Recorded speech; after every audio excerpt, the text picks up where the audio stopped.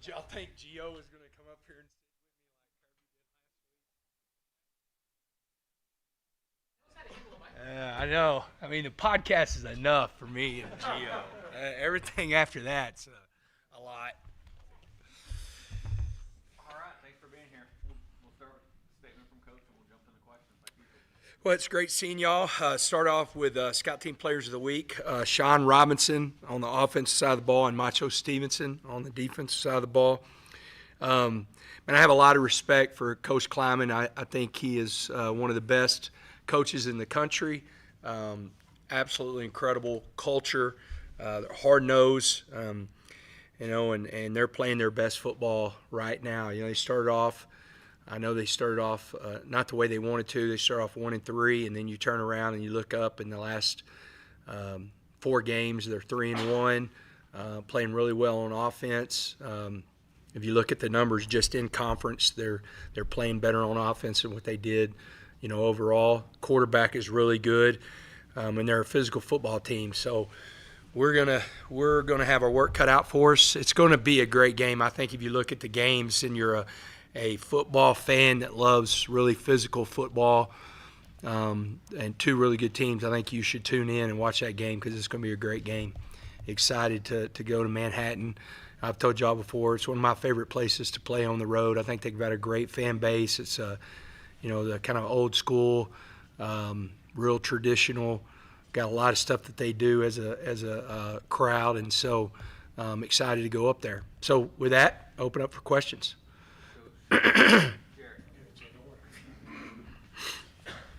Coach, how do you limit Avery Johnson's explosiveness? We've got to do a really good job. I sent some videos, not of him, but different videos to our defensive line and outside linebackers today about, this is going to be really important. One, to stay in your gap whenever they go quarterback run game and maintain your gap, control your gap. And then when we're rushing the passer, you've got to do it together. You've got to stay in your pass rush lanes. You can't get pushed past the quarterback. And, whenever you're running any kind of pass rush game, you got to do it together. And so I think that's the biggest part. You're trying to limit it. You're really not going to be able to stop him because he is really explosive. He's a great quarterback. Tell Kenny Perry after the game on Saturday, and why will special teams be important versus Kansas State? Thank you. I thought he did a great job. KP's he does a really good job of getting the guys to play at a high level. They believe in what we're doing on special teams, and it's definitely helped adding Jacoby back in. He'll be back there again, and see if we can't get an opportunity. The last 2 weeks. He's probably been the best returner in college football whenever you look at what he did at Arizona State and what he did last week, against Oklahoma State. So we're going to need that. This is going to take a total team effort on, in all 3 phases to beat K-State. The last time Texas Tech won in Manhattan, Cedar Hill beat South Grand Prairie 14-0 on the way to a state quarterfinals appearance. Bear Morton was 6. What are the 3 reasons why this team can win on Saturday? Well, the first thing I said to Barron yesterday, when I saw him yesterday morning, was, hey, this ain't – so we're not going to concern ourselves with the history of what has been there or here. This is an entirely different team. The majority of this team, if you think about it, the majority of this team has never played K-State. We didn't play them last year. So you've got to go back to 2 years ago, and there's a lot of guys that I'd have to really go back besides Barron, Coy, of who actually has played. I don't think Jacob Rodriguez played in that game. I think he was still out. So there's not a lot of guys that have played K-State, in a Red Raider uniform. Coach, what does J-Rod mean to this team, and why does he deserve consideration as a legitimate Heisman contender? Yeah, well, one, he is, he is the captain. He is vocal at times, but he's not like this, rah-rah guy.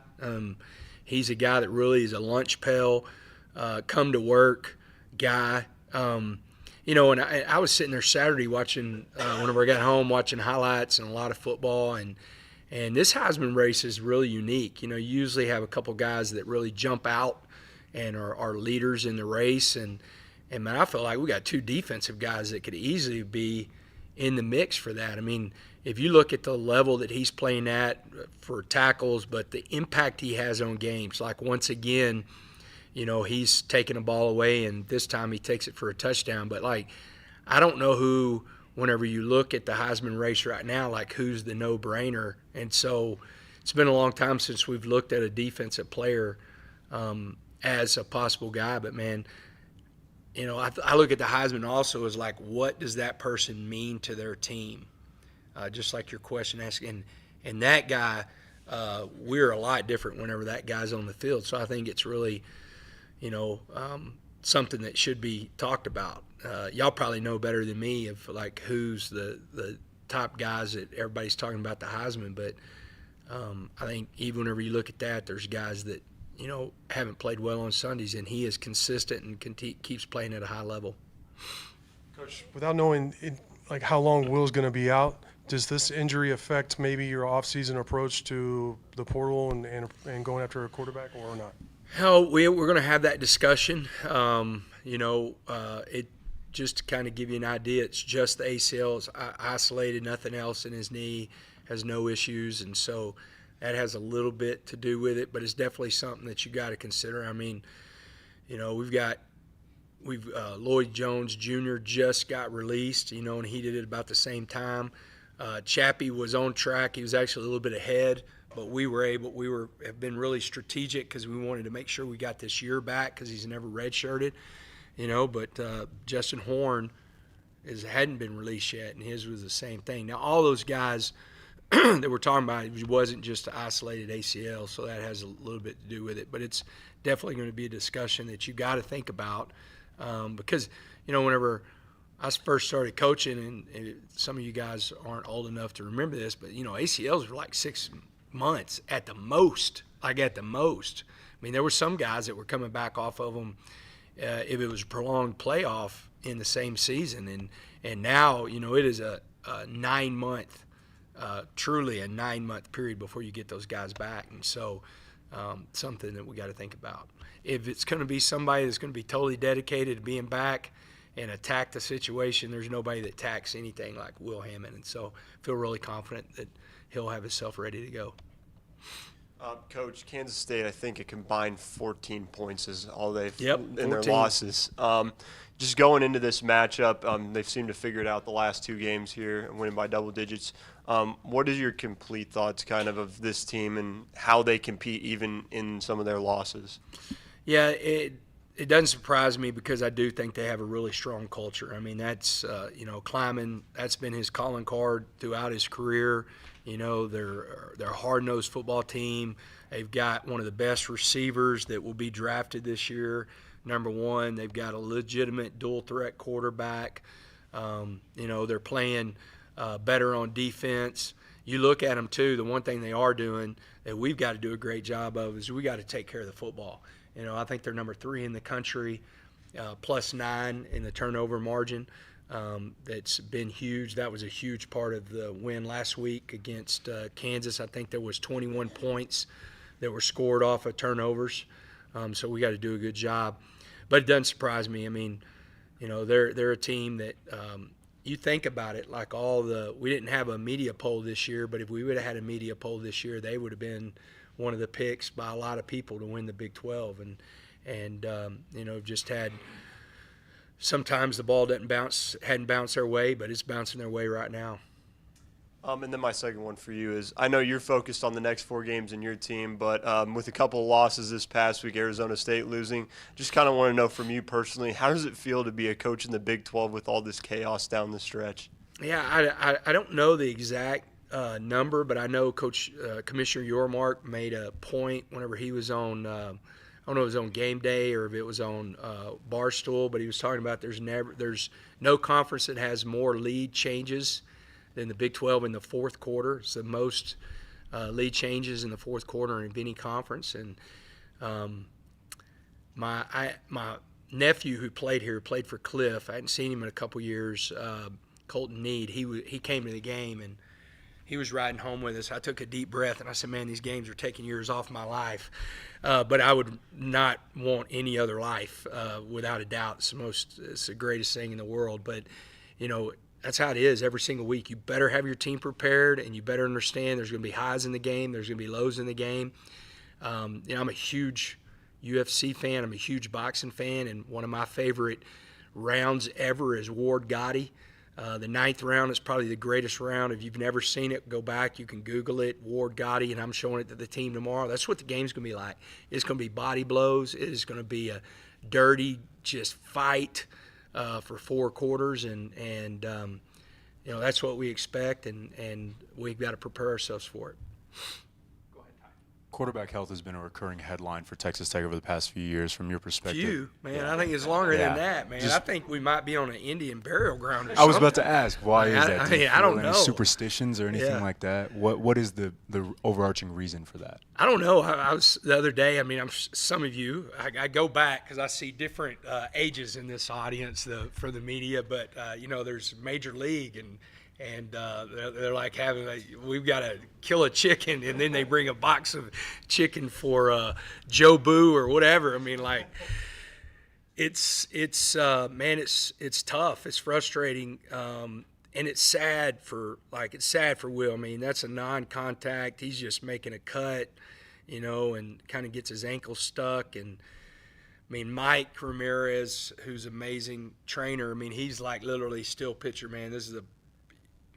You could see the picture. He's like, this is what an ACL tear looks like in a non-contact. I mean, from the angles and everything.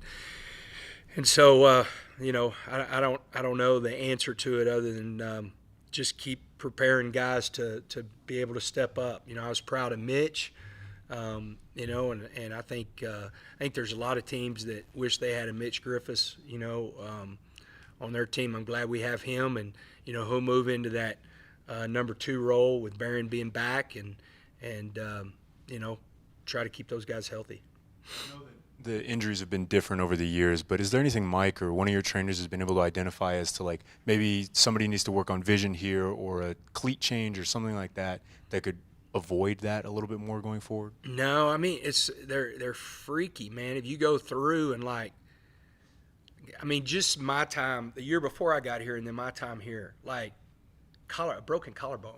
I mean, that has nothing to do. It's just the way you fall. You know what I'm saying? And then you turn around and you bring a guy in and he's got an AC, joint, and but before that you've got a guy that breaks his ankle, like stuff like that. I mean, it's one of those deals.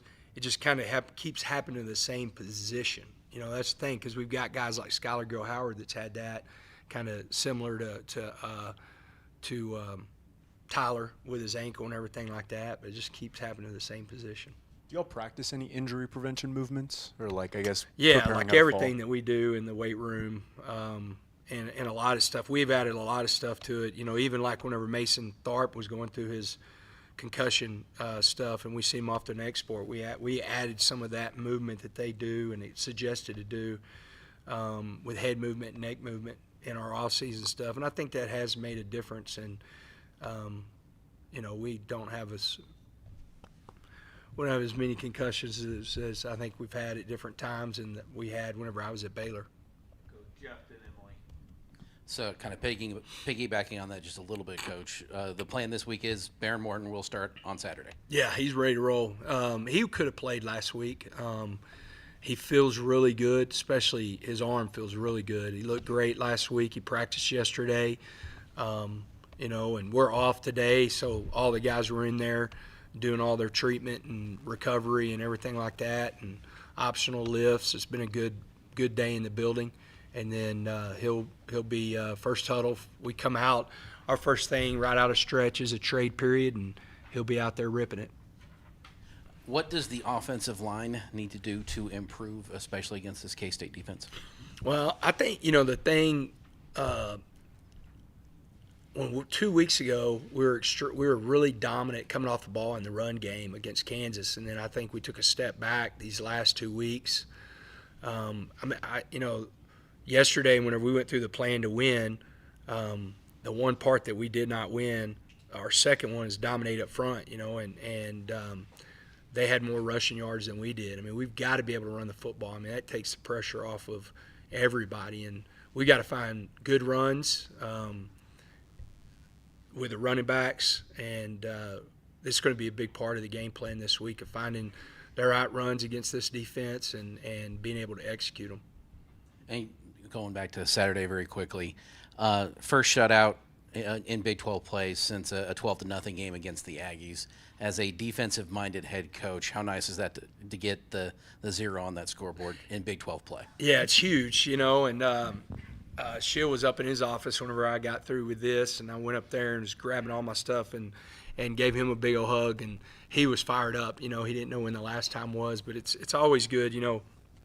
Our last plan to win is, win in the fourth quarter, and we've played really well at different parts of the game, quarter-wise, of shutting people out and shutting people out in the second half or shutting people out in the first half. But it was good to put a shutout. That goose egg on the board always helps. Go ahead, Emily. So I'm curious, does your approach to the rest of the season change with Hammond out? Because like you're saying, 4-quarter dogfight, you're expecting these next few games to be physical. But is there almost like a sense of insecurity now because Hammond is now taken out of the equation if, Indian Burial Ground, like you said, Yeah. God forbid, something were to happen to Barron again? Yeah, I don't think it changes. You don't see design runs with a quarterback with Barron very much at all. I think we've probably ran one or two, the entire year. So that doesn't change. Mitch is got some of that, so we'll still have that in the game plan. If he's in the game, but it doesn't. You're now in the true.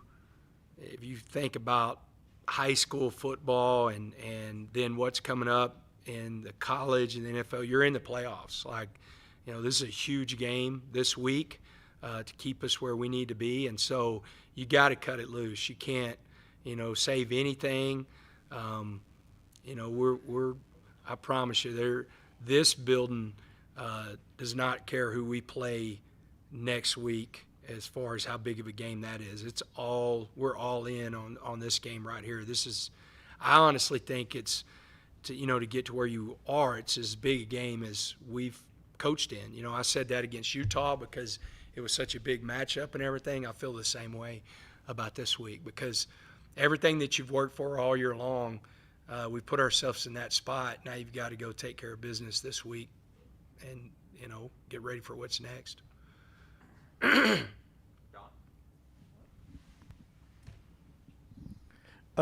Regarding Mitch, he got the additional year approved. When did that happen? That happened right at the first of the year. So he had this year, and then we were able to get him another year, and so that was good. He would be in a mindset that how he is either way. Mitch has been such a huge pickup for us. Based on him sitting out last year? Yeah, it was based on him sitting out, and you can do different documentation to try to get that year back, and he was able to get it back. So at least, I guess, knowing what you know then about Mitch and with it being Barron's, or what you know about Will and Barron, it's at least fortunate now, especially that at least one guy is going to be in the room next year. Right? Yeah. Hoping like crazy that he is. Now, will it be in the room? It's just, will he be ready to go, whenever you count out the times? The great thing with us, the best thing one of the best things about Texas Tech is, we're have the best doctors in the country that are going to be doing this. So that we don't have a lot of issues of scheduling surgeries like this. Dr. Crawford will be ready to go, and so we'll be able to get this done as fast as possible, and it gives him the longest time to be ready. But it's good to have Mitch. I imagine I've watched some games to where backup quarterbacks have had to come in the game, and I bet a lot of coaches wish they had a Mitch Griffiths. They wish they'd had a Will Hammond, but they really wish they'd had a Mitch too. I watched one in the Big Ten a couple weeks ago that Iowa was in a dogfight with Indiana, and their starting quarterback went out, and there was a big change in that game, you know, and if they would have had a Mitch Griffiths, it might have been a little bit different. So Will's having the surgery in the next few days. Yeah, we hope so. I mean, it might be a week because, you know, with the knees and everything, you want to make sure that all the swelling's out of it and everything. He looked good this morning. He was in there. Whenever I walked in, he was already in there. And, you know, and the first thing I asked him is, how's the swelling? And he says it's gone down. Is there any way to know, I mean, pre-surgery, if they told you what to expect in terms of when he might possibly be back? No, it's always like you got to count out that it's 9 months. I mean, that's what you're thinking. I mean, now guys can be ahead of schedule, but you're not getting a whole lot ahead of schedule of that to get to exactly where you want to be. And what did you think of the LSU? What happened at LSU yesterday? I'm gonna tell you, I don't know if we've never been in a time of football right now like we are with the jobs that are opening up and everything. And you think about it like it's last year. I think there were probably some things that were going to move, but nobody really understood totally NIL, revenue sharing, how it was all going to go together and everything. So you didn't have some guys that they were able to, you know, keep their jobs and everything. I think different people are figuring out exactly how they're going to do it. So you have coaches that are losing their jobs that are really, really good coaches. The coach carousel is going to be interesting, you know, of what coaches want to coach next year, and because there's some really good coaches, you know, out there. I mean, if I'm a school, I'm hiring James Franklin right now if I can figure out how to get him in if he wanted my job, and, you know, guys like that have won at a high level. It's crazy, and it's just going to keep up. And it's almost like there's some schools that are in a panic of like, well, if we don't get in now, we're going to miss out on the guy that we really want. I don't know who it is, but it's a crazy time. It's a really crazy time to be in college football. Go back to Emily. Sorry, one more. Skylar Gill-Howard, when we were on the sidelines before the game, I see him rolling around everywhere. He's dapping dudes up. And then we saw on the Jumbotron, he's giving this, like, big, super, like, pregame hype speech. What does it mean to you to have someone like that who, despite injury, they're done for the season, I think, correct? Yeah. Just to be there, want to be there as a support system for this team. Well, he'll be on the plane to Manhattan, I'll tell you that. You know, he's got such a big voice. I'm really proud of Lee Hunter because he stepped in that role and was really vocal last week. But, man, he's incredible. Skylar's just all in. He'll get his degree from Texas Tech, you know, and I love that. You know, whenever guys come here, that even means more. I think it means the world to these guys that they're Red Raiders, but I think it's really cool whenever they can have their diploma from here. And I'm still waiting, though. Debbie, I was hoping she'd get a basket for the, you know, his scooter, and we need some, like, a horn and maybe some tassels. He doesn't want that. So he was with us all weekend, and we were going to the movies, and so J-Rod and John Curry and Ben and Skylar were sitting right by me on the bus going to the movies, and John Curry said, we want you to be the guy that takes his scooter out to go pick up the tee on kickoff.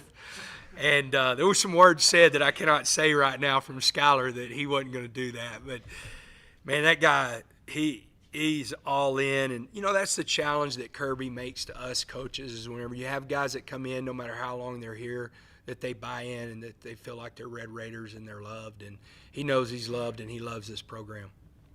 Finish with Cole. Well, the initial injury happened to Barron a few weeks ago. Did it feel like Arizona State was a little too soon? Wasn't really worth it last week, and you kind of had this game circled as when he would probably return. I know you said he was day-to-day, but Yeah. is this kind of what you thought, you know, was going to end up being the game that he comes back? Yeah, whenever that ended up happening. Now, it was a lot of discussion with Barron. Like, he and I met multiple times of like, hey, do you understand? You know, I even went through the analytics, you know, of like we have some guys that have, you know, do advanced analytics for us and everything like that. And it's like, okay, in this game, the percentage of winning when you go out there like Oklahoma State, you know, nothing against them, but the percentage of him going out there versus Will going out there or Mitch going out there, there was not very much difference whatsoever. So you're like, does it make sense? And definitely, you know, as you're talking with Barron, because Barron wants to play, you know, and he's a different person whenever it comes to. He's got a high pain tolerance. He's really tough. And some of it was kind of protecting him from him and then understanding. So I think the Arizona State, it was the last game of the year, and it was, we're coming into that game, and you didn't have the games after that. He probably would have fought me to get out there and maybe, giving it a try. But being able to have a couple weeks to get ready for this game, it's definitely helped him, and he feels really good. All right. Thanks, Coach. All right. Thank y'all.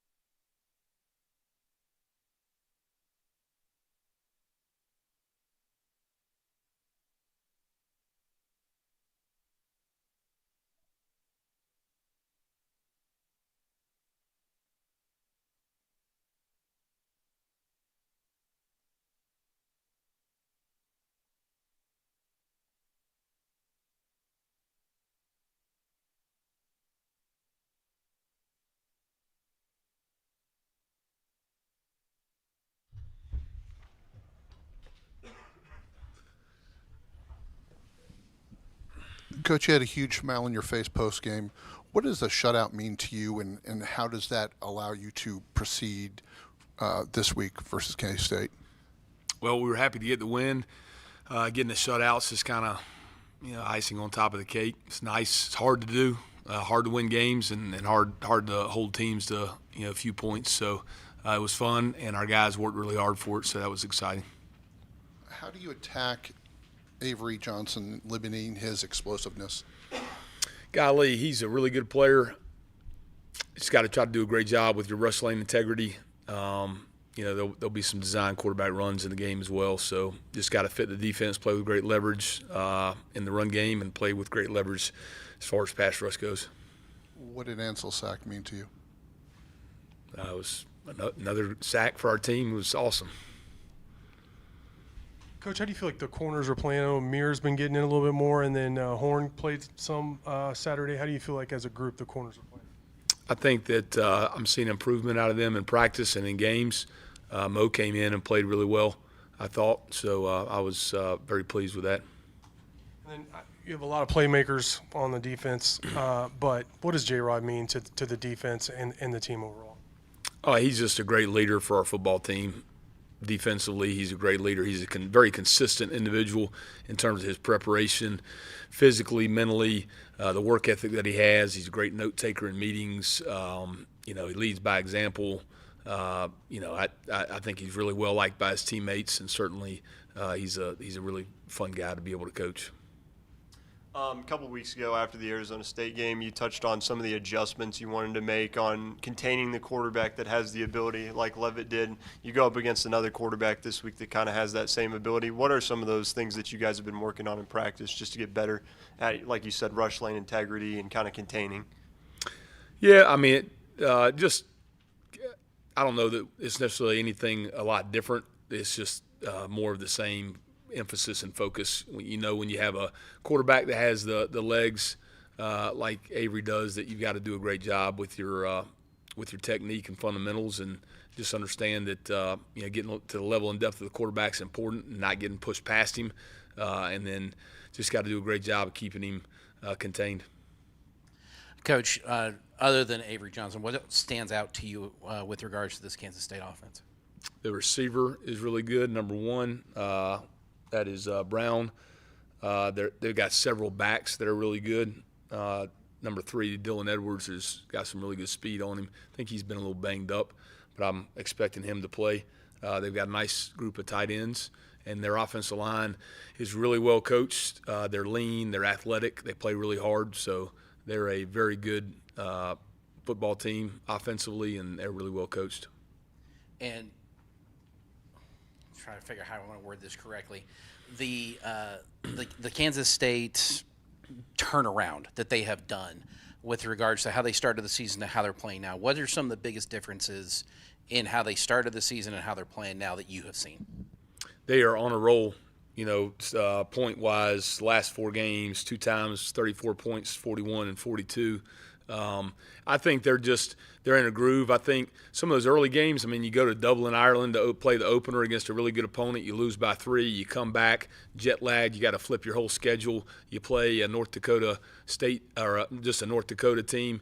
I suspect they're probably a really good FCS program. I don't know what their record is, but that's a hard way to start the season, I think. Army, they played them and lost at home by 3. That's a really difficult game. It's a different type of game. Those academy games, when you don't play those academy teams, they're tricky games to handle. So I guess there's a lot of reasons that I could look into on the surface and just say I can see why maybe they had some challenges early. They're really well coached. They've got really good players. They've got a great scheme, and they are hitting their stride. I think they're playing the type of football that they expect to play, and it's certainly going to be a great challenge for us on Saturday on the road. Anyone else? All righty. Y'all have a good one. Oh. All right, Don. I was going to ask you your reaction to Charles Esters missing his chance for the big highlight play. Oh, man. There was a collective gasp in the stadium, I think. So that would have been really neat. Next time we'll get it. Got to get him work on the hands, the tennis Yeah, ball we're going to machine. get him on the jugs. Coach IU's going to get him on the jugs machine. All right. Thanks.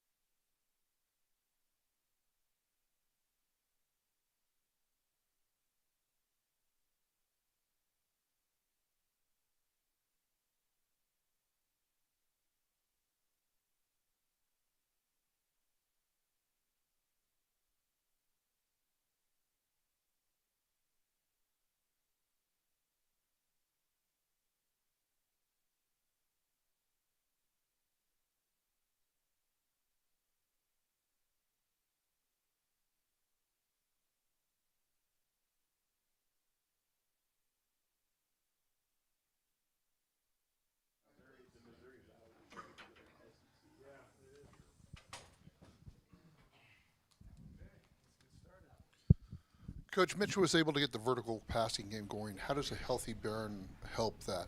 Yeah, I think you hope Barron gets back to playing like he was playing before his injury. I think he's been playing.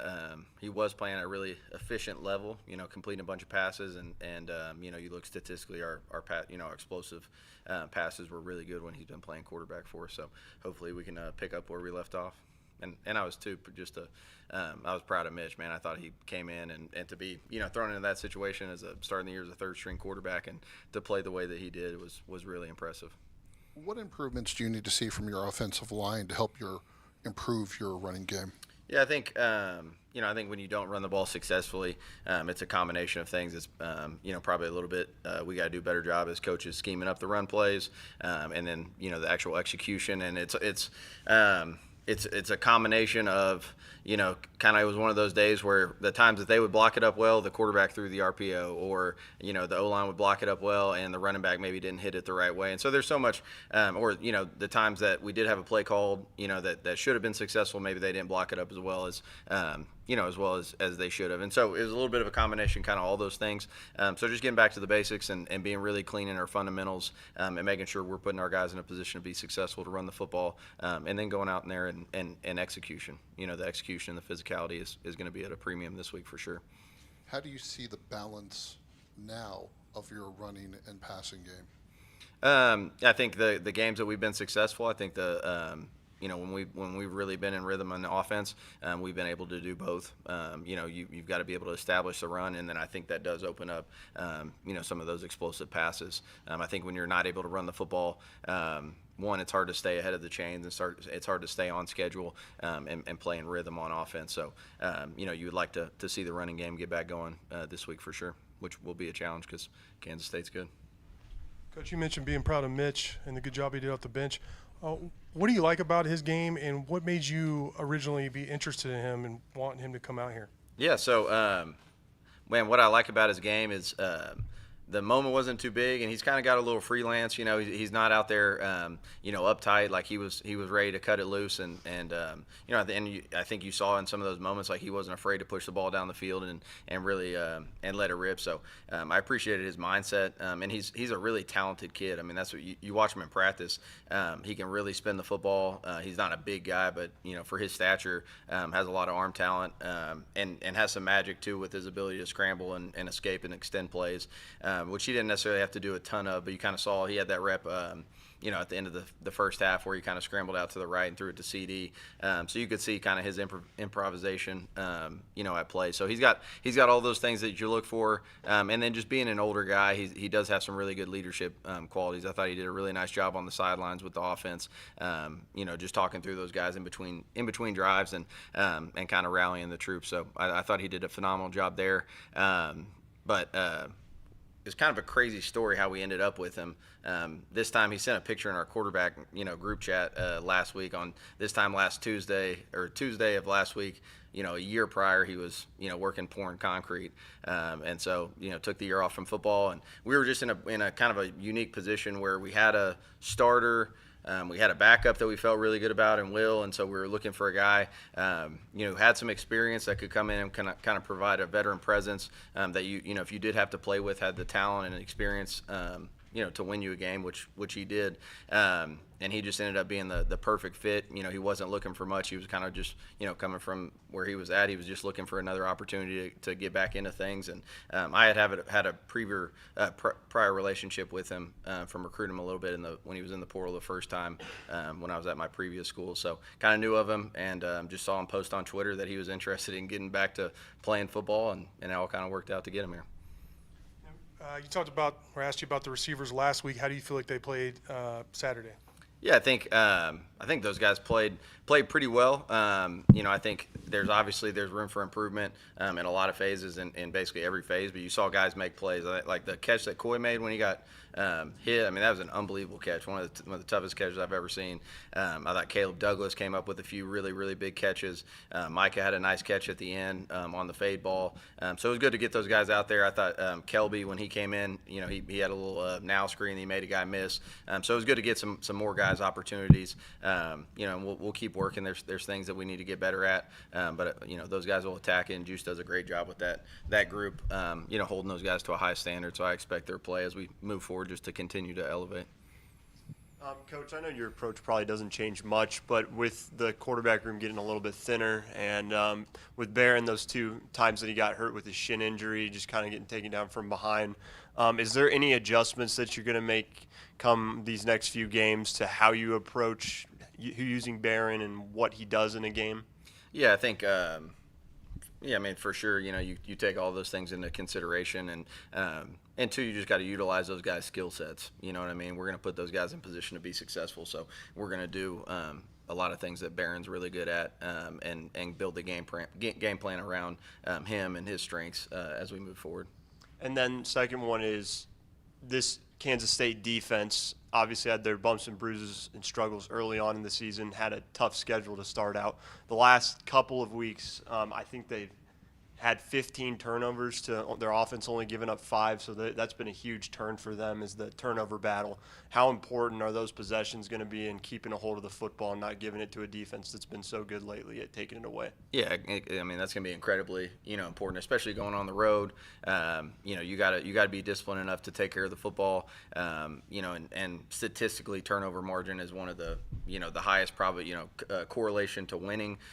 Your turnover margin is going to be up there as one of the most critical stats that there are. So that's going to be a definite point of emphasis this week, and those guys are doing a great job. They're flying to the ball. The guys in the back end are doing a great job getting tips and overthrows, caught most interceptions, and so they're doing a good job taking advantage of when the offense is making mistakes, and so we're going to have to be really dialed in on that this week for sure. Coach, did you see Howard Sampson walk away from the team huddle following Mitch Griffiths' touchdown, and do you know what the frustration was because of that? Yeah, there were some things between him and the Oklahoma State guys, post play that kind of led to some frustration. So we talked about it, and he's good. So you don't have any concerns about cohesion on the offensive line? No.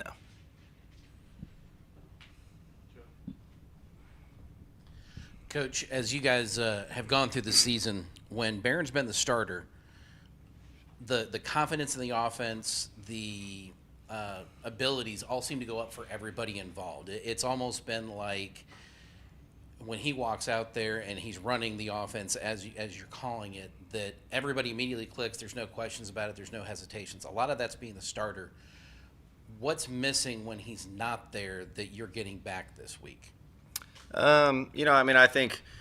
I think if you talk to anybody who really knows quarterback play and evaluates quarterbacks, I think that's probably the one of the traits. You talk about the quarterback being the leader of your offense and the leader of the team, really. And I think all great leaders have that ability to elevate everybody around them. And everybody, it looks a little bit different for kind of each person, but the guys who are elite, you think about the Tom Brady's, the Aaron Rodgers, those kind of guys. No matter what situation they're in, when they're in the game, they just elevate the play of everybody around them. And so I think Barron does have that unique trait, and I think the guys, rally behind him and respond really well when he's, when he's playing quarterback. So obviously, really excited to get him back this week. What jumps out to you about this Kansas State defense? I think they play really hard. They play really hard. They're very physical, and they're sound in what they do. I think this defense coordinator does a great job, and they've done a really nice job. After going through some of those early season struggles, kind of getting things fixed and playing really high quality defense these last couple of weeks. So we've definitely got a challenge. So we're gonna have to match their effort level and their physicality to have a chance to win for sure. What are you seeing different from Kansas State from the beginning of the season on the field, where it felt like they were struggling in almost every game, to now where they're rolling off 3 out of the last 4? Yeah, I think they've done a great job on defense, kind of buckling down and stopping the run. That's one thing you look early in the year. Arizona was able to have some success running the football on them, and then really these last 3 teams, maybe one team has rushed for 100 yards against them in the last couple of weeks. So they're doing a really good job against the run, and then that's forcing people into some long yardage situations where they're getting a bunch of these turnovers. The offense gets behind the chains, and they're being able to take advantage of it. So going to have to run the football, and going to have to match the level of physicality that they play with. And I think that, they're sound. All great defenses are fundamentally sound, and they play hard. And I think you see that on tape from these guys.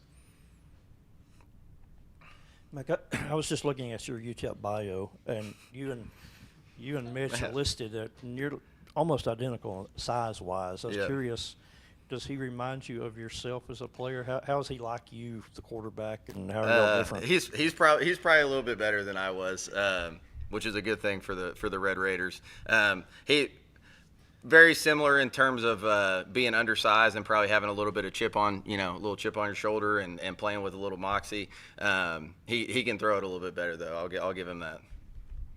So when you had after you hurt your shoulder and everything, and you'd been out of it for a year, did you ever can you relate to him in terms of kind of saying, oh, I kind of wish I was back playing? I mean, did you ever have a moment like that? Yeah, yeah, for sure. There's definitely times, that first year my career as a player got cut short, by a couple seasons. So there's definitely times that, you're watching games and you just, missing. It's still to this day, you ask any of the coaches in there, all of us would love to trade places with those guys, and lace it up again. But we might be feeling it pretty, we'd be feeling it the next day for sure.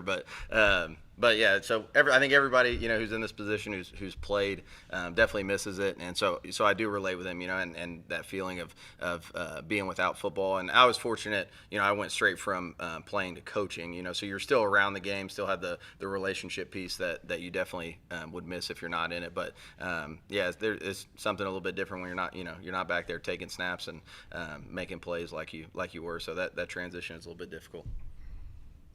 We'll finish with Emily. So Skylar Gill-Howard, we saw him scooting around on Saturday. He was dapping dudes up on the defense. Do you see, if able, obviously, like with what's to come, Hammond stepping into kind of that similar role with the offense as maybe like the sideline hype guy, still being involved to the best he can? Yeah, I would imagine. Will is a phenomenal kid, a great guy to have in the locker room, great guy to have in the quarterback room, and so as much as he's able to, he's going to be around the team and be a great teammate and try to get the guys fired up. So yeah, I could see him for sure, kind of stepping into that role for us. Yeah, and last one, just a funny one. McGuire was saying how he's trying to convince Skylar to maybe deck out the scooter a little bit, some decorations. Apparently he's maybe a little more opposed to it, but what do you think? What if you had to decorate a scooter, what would you do to it? Yeah, I'm probably with Skylar on that one. I don't know if I'm a little bit more modest, so I don't know if I would be decking out the scooter. Will got him a golf cart, so he's fired up about his custom golf cart that he got the other day. So Skylar's got the scooter, and Will's got him a golf cart to get around campus. Right on. All right. Thank you, Coach. Thanks.